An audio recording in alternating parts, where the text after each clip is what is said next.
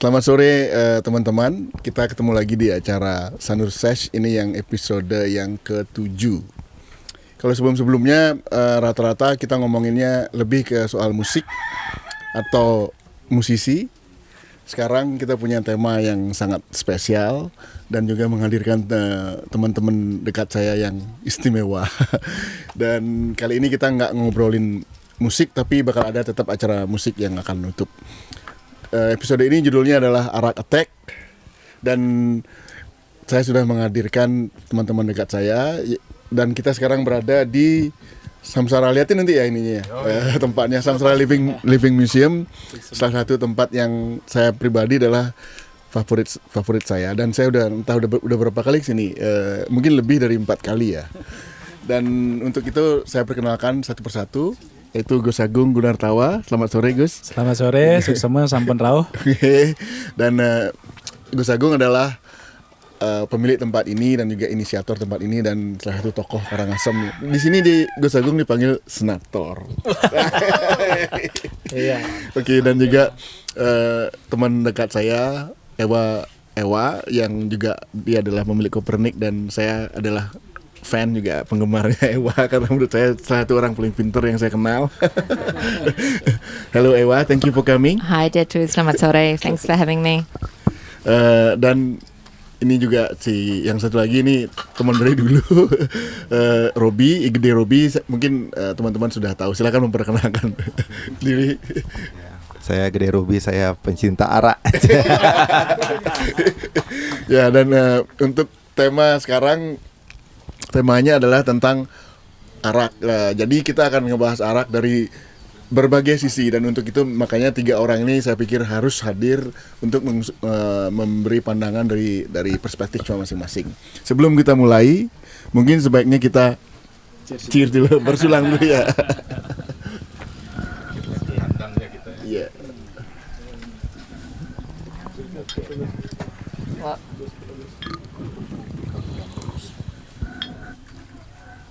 Fresh from the oven. Ini fresh from the oven, dan ini adalah udah berapa lama mensponsori acara ini, dan sekarang udah kita langsung kunjungin aja ke tempatnya langsung, ke sumbernya. Dan aturan di sini harus habis sekali beli. Oh gitu. Kalau nggak habis harus nambah. Oke.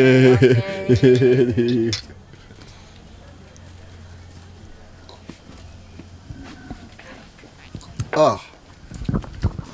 Enak.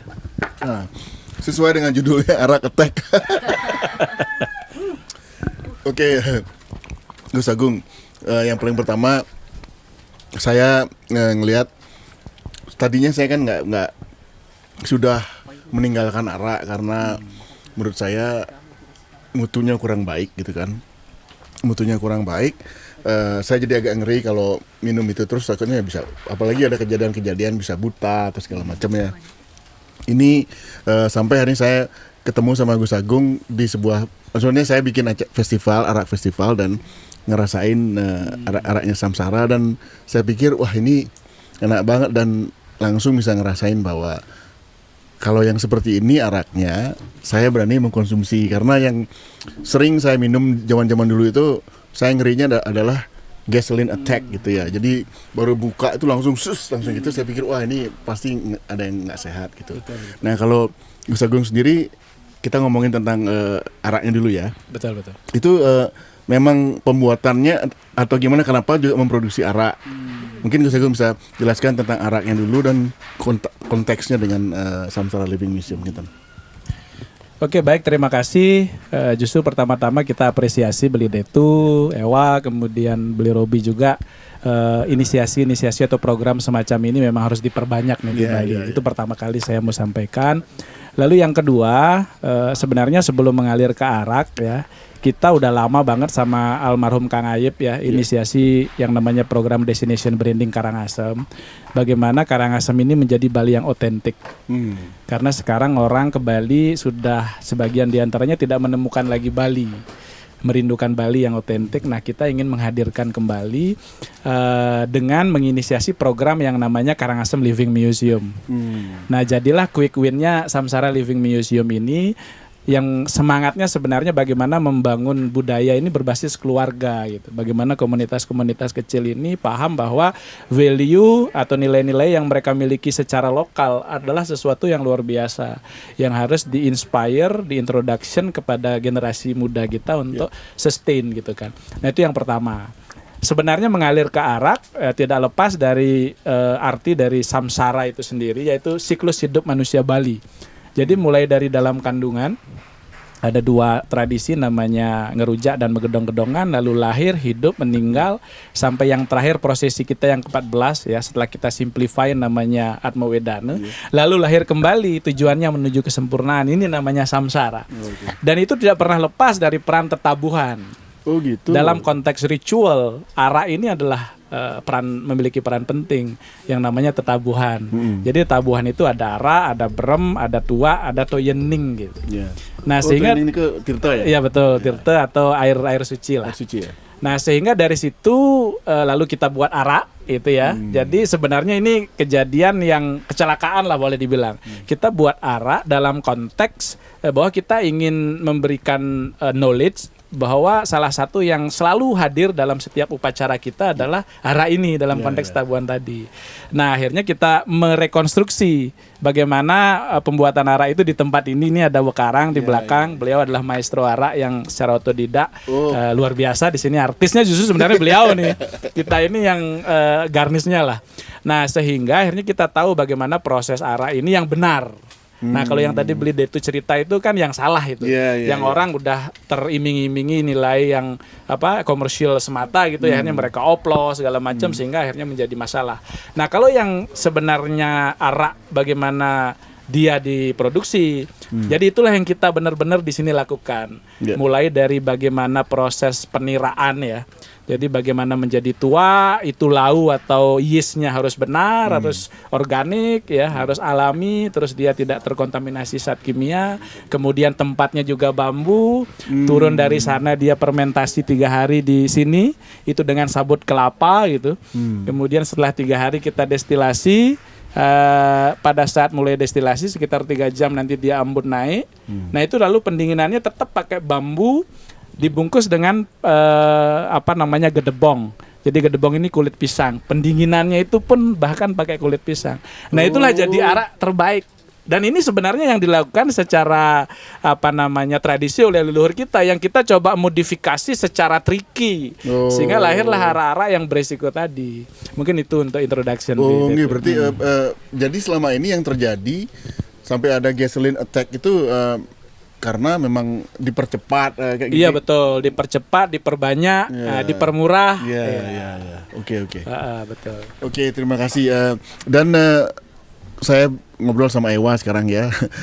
So Ewa, you were actually the first one who push me to. Kita ini sebelumnya sudah pernah bikin, saya dan Ewa pernah bikin festival arak di Rumah Sanur. Sebenarnya itu bukan ide saya. Si Ewa yang pertama kali memperkenalkan ngomong coba aja kita bikin, kalau nggak gitu kapan mulai bikin yang kecil aja. Kebetulan juga sama Robi ngobrol. Ya, ini kebetulan dari Gubernur Bali juga sangat support dengan arak. Saya pribadi, saya adalah sebenarnya seorang peminum whisky, tapi kenapa kemudian saya setuju dengan ide arak ini karena whisky juga awalnya adalah tentang local champion, tentang kearifan lokal gitu. Jadi spiritnya sama dengan whisky. Makanya ketika Ewa mendorong saya untuk coba aja bikin festival arak sebelum kita bikin yang besar, mungkin kamu bisa coba di Rumah Sanur gitu. Terus ngobrol sama Robi, pas akhirnya kita bikin. And then how we met and then how we did it. Why do you think arak is that special? So you have really, you're very impressed with arak, or what do you have in mind about this thing? Why you think it is we have to do something about it? Thanks, Detu, and I'm going to speak in English because, especially after that shot of arak, definitely no one would understand me if I tried in Indonesian. I've traveled around Indonesia a lot, and I've tried, the local drinks everywhere I go. It's whether it's tuak or moke or whatever, and I've. in Bali itself, I've come across some really good arak, but like you say, also, you know, the gasoline attack arak. And I think it's got huge potential to really become something that's a huge selling point for Bali. Yeah. So, you know, I have a Japanese husband, and sake and shochu are like huge in Japan, and there's so much pride that goes into that. So what the vision that I have for arak is that it would be the same. So yeah, we started to talk about really getting people to know arak, and I think there are a lot of foreigners that are a little bit scared. They've heard all these horror stories about you know, the arak not being you know, getting sick from it or whatever. So I think it's time to really promote this local pride and this drink, which is so special. And I'm a huge fan of it, and I see just so much potential. Yeah. Okay. So you think it's time? Yeah, we can't wait anymore. Yeah, we have to push it because you know, like I myself, when I was in Korea, I tried this is the best soju, and for me it's just a flat. It doesn't taste anything. You know? It's like, so, but the way they promote and everything, it can make like a nationalism, like pride of themselves. So I think. Yeah, I agree with you. We should do something about it. Kalau Robi dari perspektifnya kan rock and roll ya awalnya, nah, tapi Robi kayaknya punya sudut pandang sendiri ya tentang arak ini secara sosial budaya atau gimana, Rob? Ya, sebenarnya bukan cuma soal mabuk-mabukan. Iya benar. Saya tadi menyambung daripada yang Ewa bilang kan, ada local pride di situ kan. Jadi sebenarnya local pride itu kan bisa menjadi nation branding kan, nation branding Indonesia kan. Nation branding ini kan lahir dari kekayaan-kekayaan yang ada di sekitar kita kan. Kalau dari dulu kan kita punya lagu-lagu tentang Indonesia, tentang keanekaragaman hayati, rayuan Pulau Kelapa. Nah ini betapa bahwa dari bahannya aja udah sangat local resources kan. Bahwa Indonesia ini semuanya kaya dengan tanaman jenis palm ya, kelapa, enau, lontar. Oh iya. Dari saya sendiri tumbuh dari keluarga petani Bali ya. Jadi dari kecil sebenarnya budaya menyadap nira ini sudah lekat dengan kultur orang Bali. Dan mungkin sampai kita bilang-bilang bahwa bangsa ini adalah bangsa penyadap nira jauh sebelum Republik berdiri. Oh gitu ya. Jadi waktu saya tinggal di kampung, tinggal dengan keluarga saya di desa, itu kegiatan menyadap nira itu sudah menjadi bagian dari kehidupan sehari-hari. Jadi kita dapat tuak manisnya, habis itu tuak manisnya kita masak jadi gula merah, dan kemudian kita fermentasi, ya. Kita udah punya probiotik ini ya, probiotik lokal ya. Itu dari tuak. Habis itu tidak sampai di situ saja, dengan tetabuhan tadi itu kita suling. Nah ini kan semuanya salah satu budaya asli Nusantara yang menunjukkan betapa ragam bahan-bahannya, sustainable paling banyak. Kalau dicari di Karangasem ini kan pohon kelapa, pohon ini surplus materialnya, berarti berkelanjutan. Puluhan ribu hektar kita. Betul. Ini value ekonomi udah ada jelas, value budaya juga udah ada. Karena tadi itu kalau dibilang kan di sini kan, kalau di Bali itu arak connecting people ya. Kalau nggak ada arak nggak kelar kerjaan. Kalau nggak ada arak nggak kelar. Kayak gitu. Semakin ada arak kerjaan kelar, beres gitu. Kekerabatannya lebih erat gitu loh. Oh berarti unsur sosialnya juga keras. Unsur budaya tadi itu kan, tetabuhan. Habis itu juga mengenai masalah ideologi politik sosial. Nah, kalau tentang politik ini bisa jadi nation branding sebenarnya kan, local pride kan. Betul. Ini kekuatan ekonomi yang bisa menjadi local pride, kebanggaan kita. Kalau misalnya tadi di Jepang ada sake, di Korea soju, di Italia wine, di Rusia vodka, Indonesia kenapa nggak arak gitu? Ini jangan lupa kita. Polandia. Polandia. Polandia ada apa? Ada vodka. Vodka juga, vodka asli, vodka buah-buahan. Pokoknya di situ asal sudah manis dijadiin alkohol. Kayak jangan pernah minum sama orang Polandia. Senyum manis pun dijadiin alkohol. Pasti jadi the last woman standing nih. Nah. Di Amerika ada bourbon tuh kan, waktu itu walaupun itu dari whisky dari Irlandia misalnya, tapi habis itu di Amerika dikembangkan sendiri. Ada yang lebih spesifik lagi daerah misalnya konyak, hanya itu jenis brandy tapi hanya lahir dari konyak aja gitu. Saya setuju. Maaf potong dikit karena kenapa di Bali itu Amer nggak populer karena Amer nggak bisa ngalahin Ara gitu. Orang-orang lain misalnya kalau kayak di Jakarta anak-anak IKJ minumnya Amer gitu kan. Kalau di Bali Amer udah berapa lama mencoba masuk sini, nggak bisa laku karena yang dilawan Ara yang jauh lebih bagus kualitasnya gitu. Dan juga otentik ya. Seperti misalnya kayak Meksiko tequila, gitu. Apa Jamaika ram, gitu betul. Itu Jamaika ram from Jamaika. Iya dari tebu ya, bukan dari petani tebu kan. Kalau kita sebenarnya juga punya jenis dari tebu ciu kan. Nah, tapi kalau ini kan Indonesia tadi itu rayuan Pulau Kelapa. Nah, itu dia. Nah, jadi saya pikir secara politik dia nation branding, secara pertahanan keamanan, Ipolexos buat Angam ini. Secara pertahanan keamanan, Ara kan bikin orang bahagia. Kalau masyarakat bahagia, negara aman. Enggak duit beli Ara ini ada. Oke. Gus Agung, balik saya ke Gus Agung lagi. Nah, Gus Agung berarti kan sebenarnya sudah punya kesadaran bahwa apa yang dibilang sama Robi sebenarnya mengkonfirmasi aja kan, berarti. Betul. Nah, berarti Gus Agung memang punya ide untuk melakukan sesuatu, kan cukup berpengaruh lah Anda di sini gitu ya. Ya, sebenarnya sih memang mengalir dari yang tadi kita sampaikan, Bli. Jadi big picture-nya itu sebenarnya bagaimana otentisitas Bali ini dilahirkan melalui inisiasi-inisiasi yang organik. Jadi yang partisipatif dari masyarakat, lalu kita tangkap, nah kita terjemahkan. Karena kan weakness masyarakat ini mereka sering tidak tahu ya bagaimana mendevelop produk yang sebenarnya local champion gitu. Akhirnya mereka larut di dalam sindikasi yang tadi saya bilang, mau tidak mau mereka harus jual dengan harga murah, akhirnya dioplos segala macam. Nah, kita lah bertugas bagaimana menemukan ini, mendiscover lagi gitu ya, otentisitas itu, lalu mendevelop, mendampingi.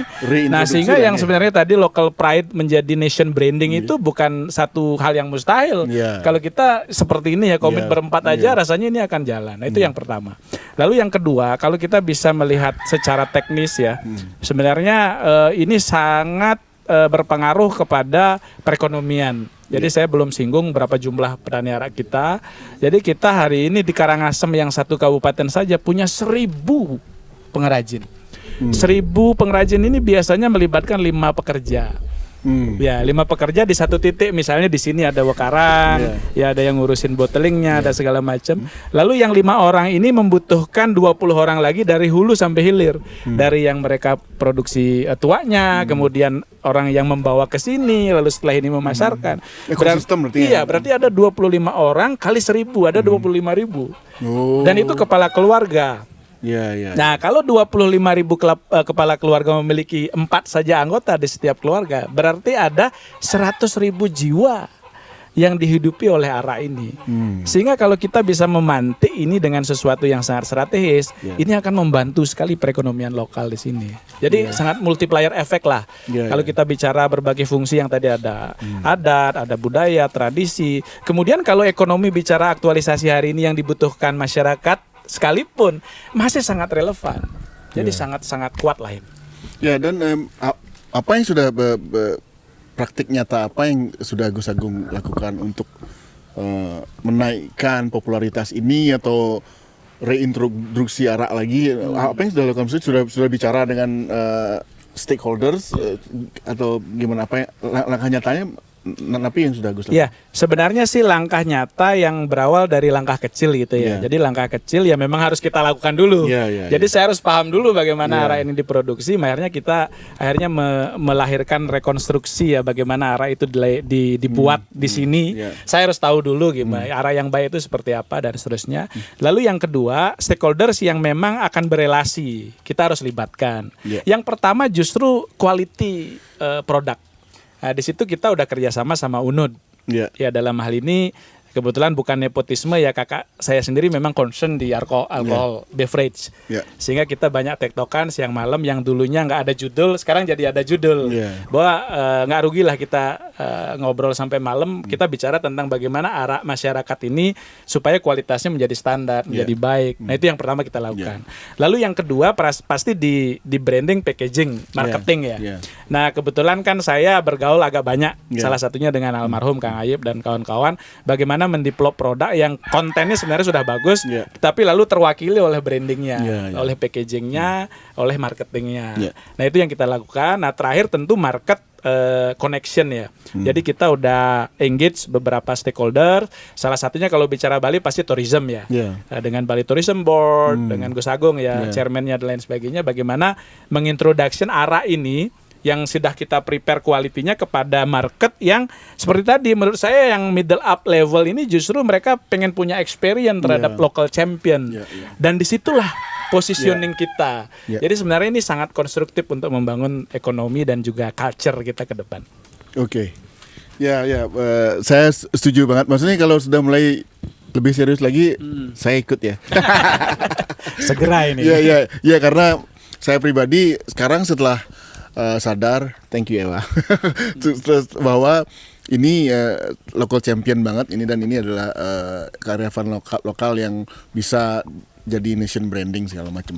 Jadi kami akan segera bergerak.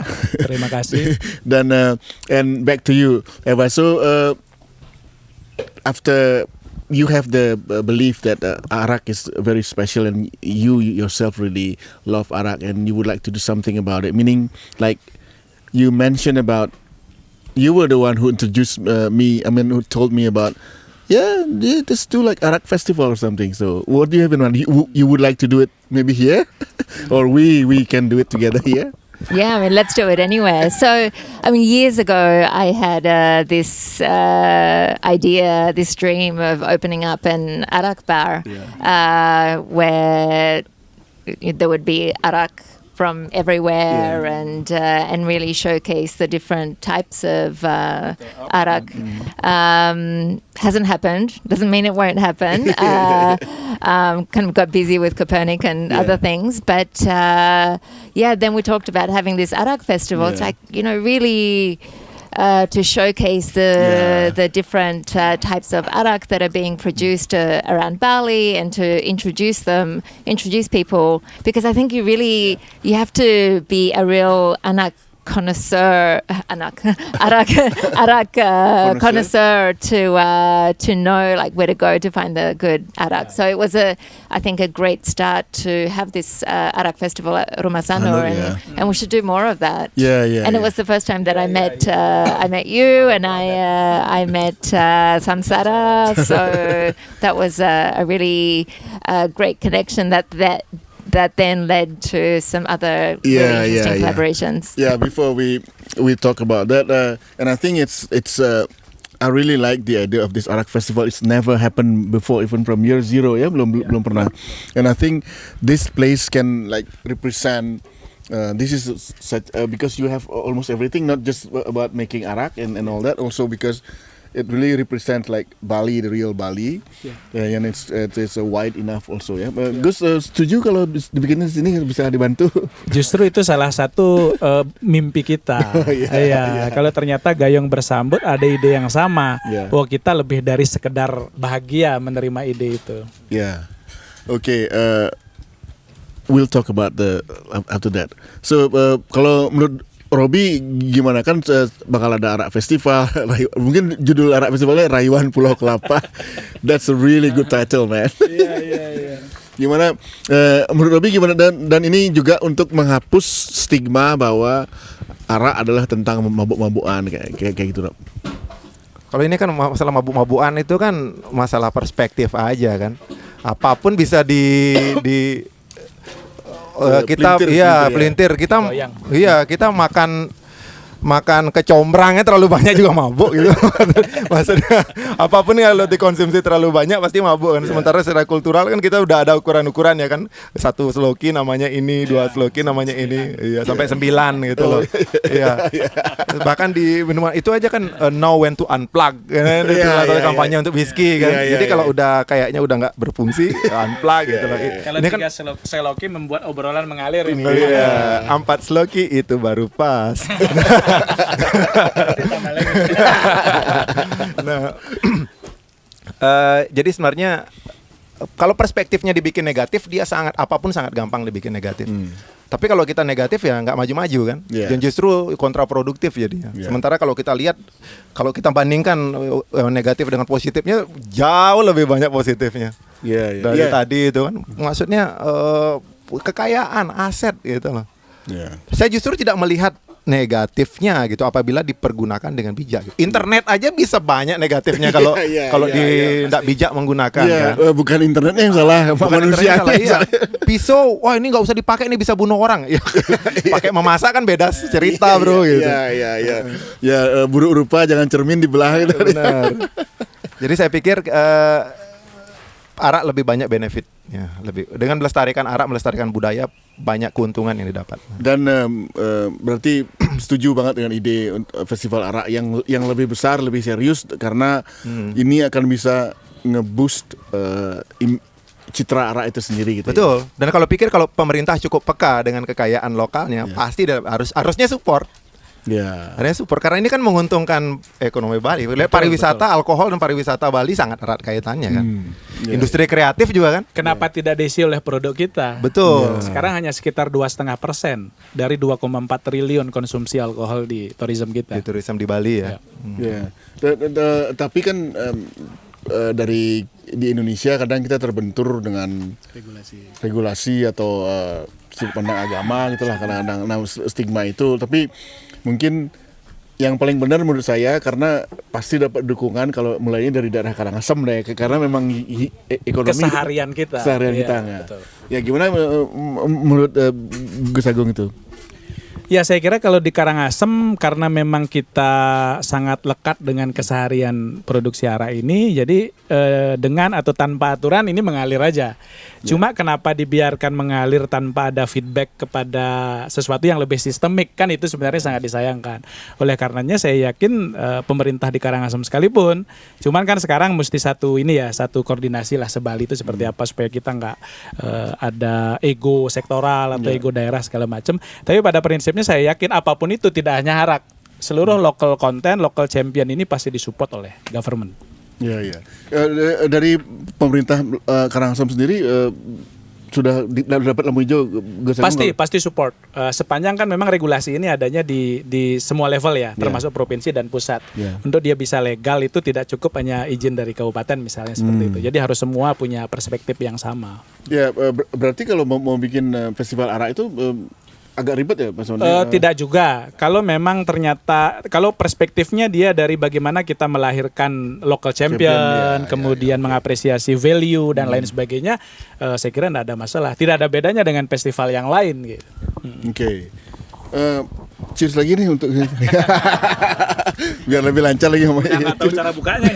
Tonton Niki aja. Ini semuanya terekam kamera kan baru 1 sloki kan, behind the scene backstage-nya udah berapa sloki nih. Aduh. Oke. Oh, Robi. Masih kelihatan gelasnya? Oke, kita tos. Aduh. Sedikit. Saya semuanya sudah dalam kondisi yang pas nih. Ini kan baru talk show jam pertama. Kita ada 10 jam talk show. Cheers guys.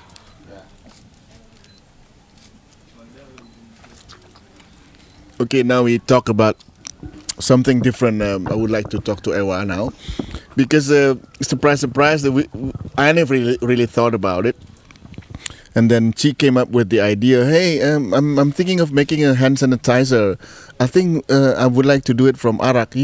Maybe you can help me talking with your Samsara friend, seperti itu, atau your arak friend who produced it. And then I contacted him, and then it's like boom, and then you make thousands of and because you mentioned about economy factor as well, and then when you came up with this idea, and then the arak crafters. It really helped the economy side of the arak crafters. Yeah. So, how did it happen? How did it started?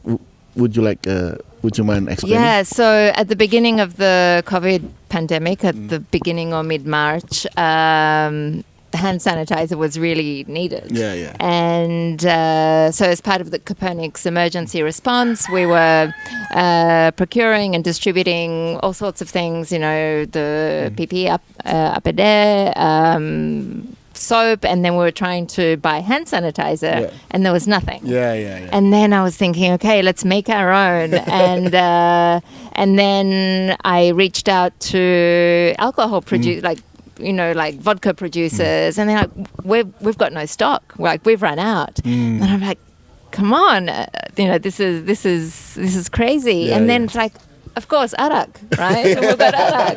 And so then I called you. We talked.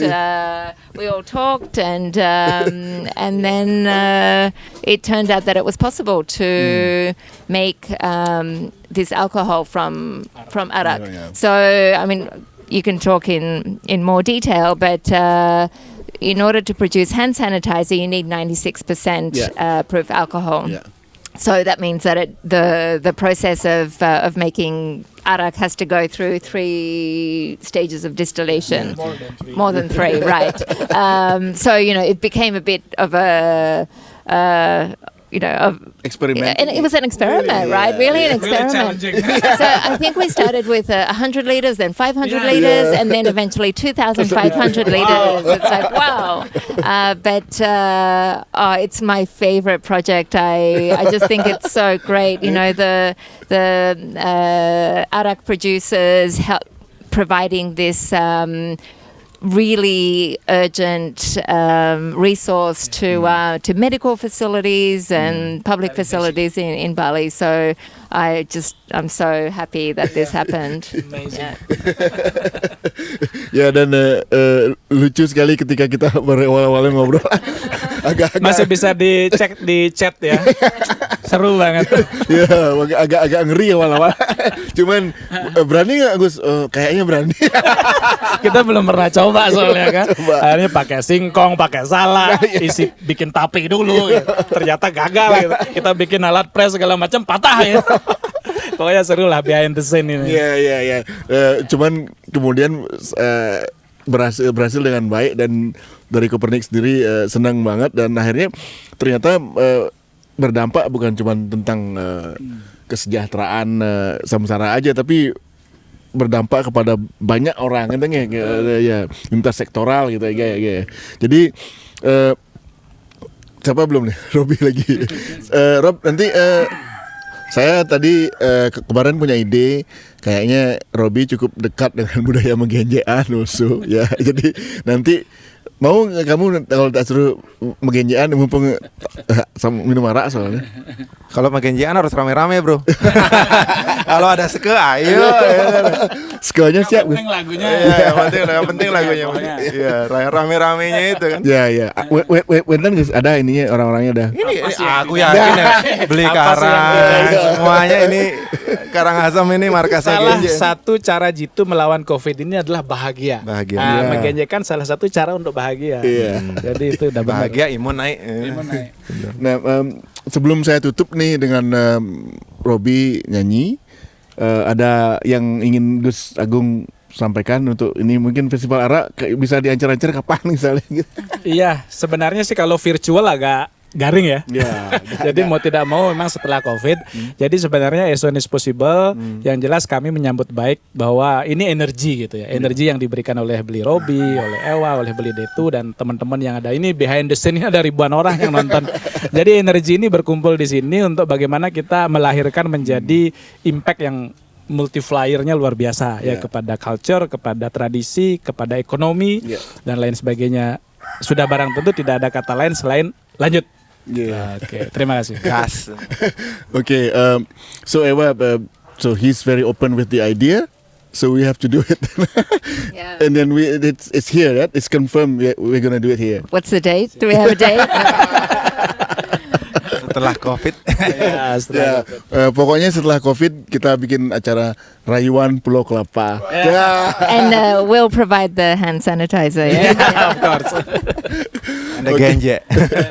Oke, terima kasih teman-teman untuk acara Sanursias. Saya pikir itu cukup dulu untuk episode Arak Attack. Terima kasih Robi, dan habis ini Robi akan nyanyi dan juga mengenjakan. Mengenjakan adalah, nah Gus Agung, sebelum saya tutup mungkin bisa dijelasin dikit tentang mengenjakan ini. Ya, sebenarnya sih tidak terlalu terkonfirmasi ya. Cuma basically sebenarnya mengenjakan ini adalah tarian atau lagu persaudaraan. Jadi bagaimana segala sesuatu kalau kita sudah merasa ada dalam satu stage, satu saudara, pasti akan sukses. Jadi itu value yang paling utama, walaupun kalau ditarik mundur sebenarnya memang tradisi ini sangat lama. Dari Kerajaan Karangasem kita punya namanya tradisi Cakepung, lalu diisi sedikit insert yang agak ngepop gitu ya.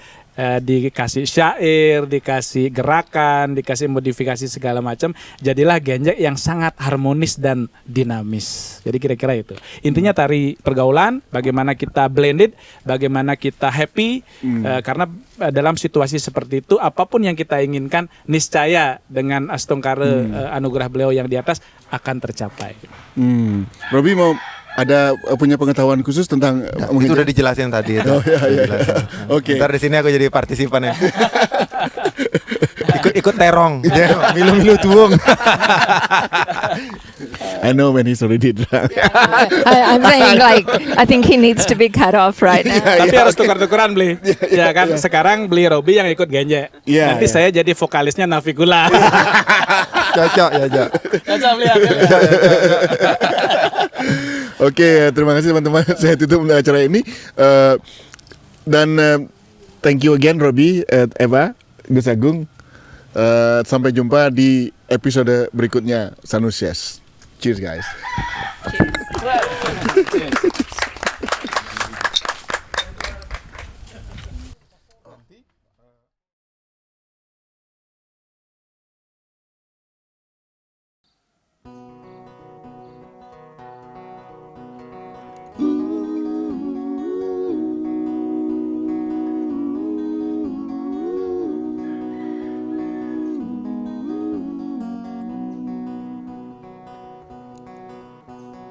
Kata-katamu hinggap dan hidup di kepalaku.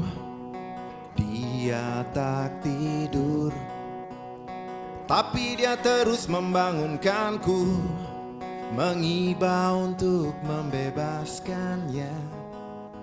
Dia bilang, ubahlah aku jadi wujud baru. Dia sudah bosan sekian lama hidup tanpa badan. Begitu diucapkan, dia menuntut terus untuk dilahirkan oleh tanganku dan tanganmu dan tangan-tangan semesta. Dia bilang, ubahlah aku jadi tindakan. Harus ada yang wujudkan kata-kata agar tak terpenjara di kepompong wacana. Karena diam takkan jawab pertanyaan, tapi kalau bicara lebih bermakna jika kau pikir, kau bilang, kau lakukan.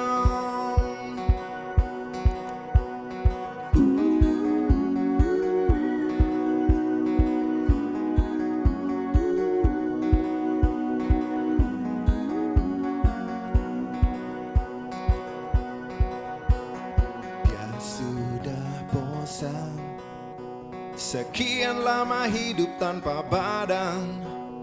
Begitu diucapkan, dia menuntut terus untuk dilahirkan oleh tanganku dan tanganmu dan tangan-tangan semesta. Dia bilang, ubahlah aku jadi tindakan.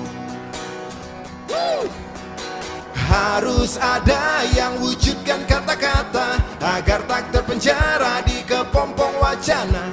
Karena diam takkan jawab pertanyaan. Tapi kalau bicara lebih bermakna jika harus ada yang wujudkan kata-kata agar tak terpenjara di kepompong wacana. Karena diam takkan jawab pertanyaan. Tapi kalau bicara lebih bermakna jika kau pikir, kau bilang, kau lakukan.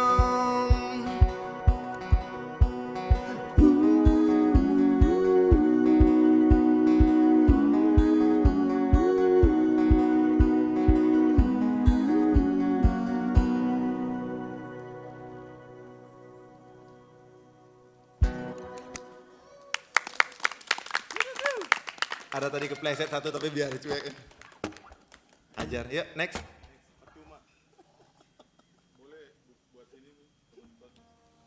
Apa? Oh. Lagu ini berikutnya tentang balada petani dan saya dedikasikan buat para petani arak ya.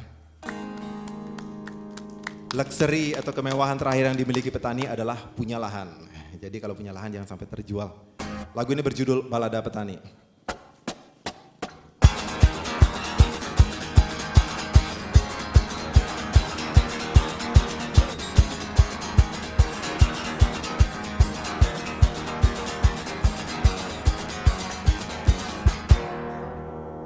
Katanya tanah negeri kita kaya raya, kaya hasil bumi hadiah Ibu Pertiwi. Katanya negeri kita negeri agraris, tapi ada wabah kelaparan, oh ironis.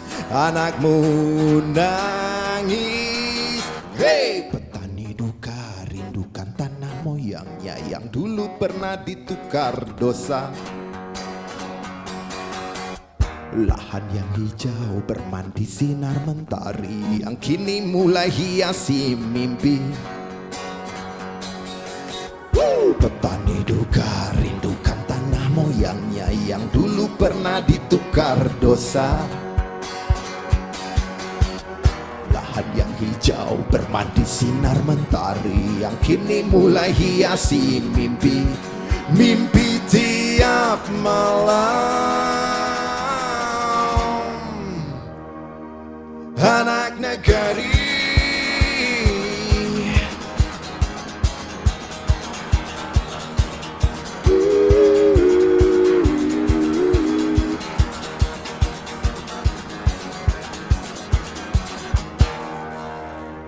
Petani kita kini sudah jadi jangki, tergantung pestisida dan pupuk kimia. Harga produksi gila, panen laba gak ada.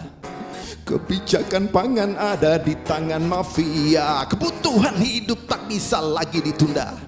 Lahan desa terjual, orang kota membelinya. Uang ternyata tak bisa bertahan lama.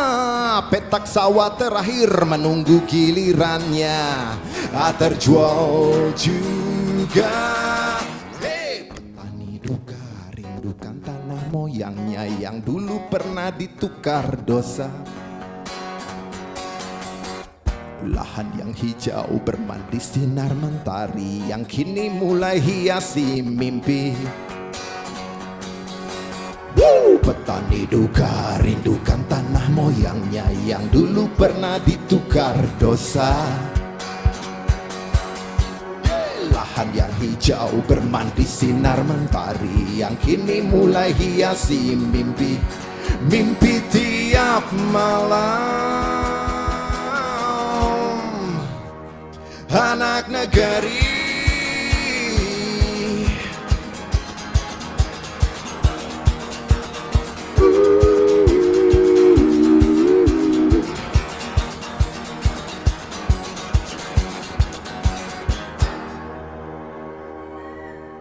Hingga rumput pun sirna, sapi makan temannya, dan sapi-sapi pun jadi gila.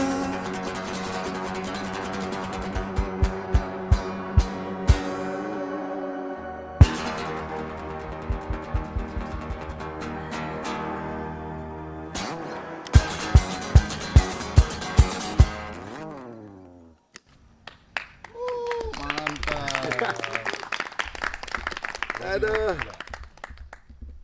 Keluar keringat pantat gitu. Yuk.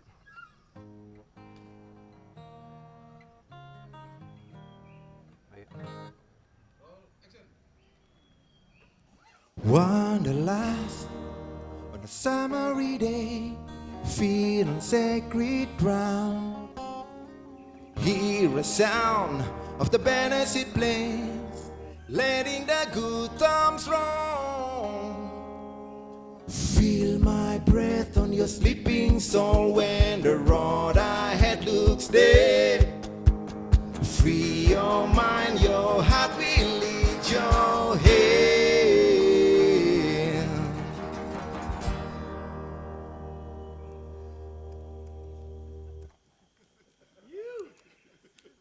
Groupies.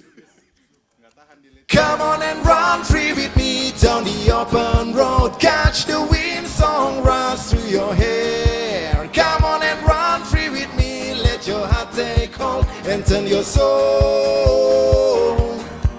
Your soul. Come on and run free with me down the open road. Catch the wind, song runs through your hair. Come on and run free with me. Let your heart take hold and turn your soul. Your soul. Wanderlust on the rainy days, cold and misty ground. Hear a sound of the banners it plays, letting the good times roll. Feel my breath on your sleeping soul when the moon lights up your bed. Free your mind, your heart will lead your head.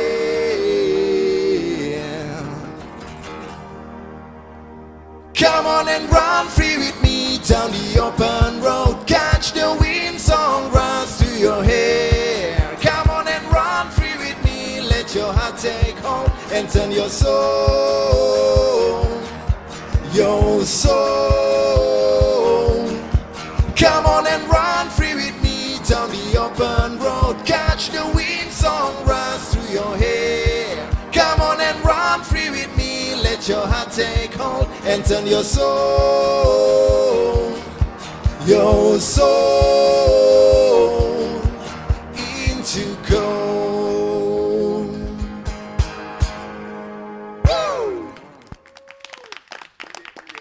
Atur semua. Hah? Genjek. Ibu bidan dong tulungin aku nanti yang Ibu bidan dong tulungin aku nanti yang pasangin alupang sing dadi beli pasangin alupang sing dadi beli ngemiletin keluarga berencana terore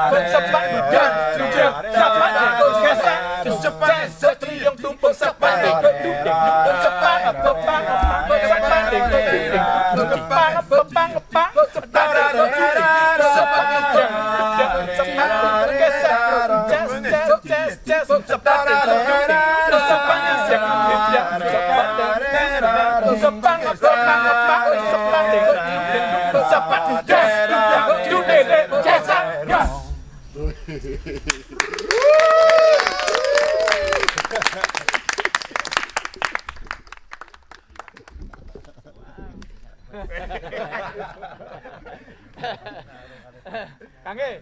Sip. Ya. Bungkus.